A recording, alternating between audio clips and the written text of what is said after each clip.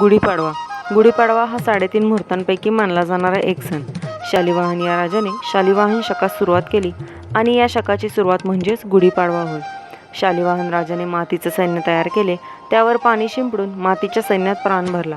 मग या सैन्यांच्या मदतीने शत्रूंचा पराभव केला, अशी आख्यायिका आहे. या विजयामुळे शालिवाहन शके सुरू होऊन नवीन वर्षाची सुरुवात झाली. हा सण साजरा करण्यामागे अजून एक कारण आहे, ते महाभारतामध्ये सापडते. महाभारतात उग्रचर नावाच्या राजाने त्याला मिळालेली कळकाची काठी इंद्राला नमन म्हणून जमिनीमध्ये रोवली व दुसऱ्या दिवशी या काठीची पूजा केली, म्हणून गुढीपाडवा साजरा करतात. तसेच ब्रह्मदेवाने सृष्टी निर्माण केली, तो हाच पवित्र दिवस. आणि पुढे सत्ययुगाची सुरुवात झाली, म्हणून गुढीपाडवा साजरा केला जातो असे म्हणतात. जेव्हा श्रीराम लंकेवर विजय मिळवून अयोध्येला परतले, तेव्हा प्रजेने त्यांचे स्वागत ध्वज उभारून मोठ्या आनंदाने केले. चैत्र शुद्ध प्रतिपदेच्या दिवशी प्रभू रामांचा 14 वर्षांचा वनवास संपला होता, म्हणून हा दिवस आनंदोत्सव दिवस साजरा करतात असे सांगितले जाते.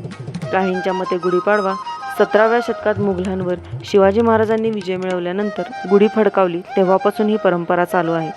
संपूर्ण भारतात हा सण मोठ्या आनंदाने साजरा करतात. लांब बांबूची काठी घेऊन टोकाला रेशमी कापड बांधून त्यावर कडुलिंबाच्या आंब्याचा ढाळा, झेंडूच्या फुलांचा हार तसेच साखरेची घाटी बांधून त्यावर कलश ठेवतात. तसेच त्यापुढे आणि दारापुढे रांगोळी काढली जाते. गुढीला गोडाचा नैवेद्य दाखवला जातो. दारावर आंब्याच्या पानांचे तोरण बांधले जाते. अशा प्रकारे गुढीपाडवा हा सण मोठ्या उत्साहाने साजरा केला जातो.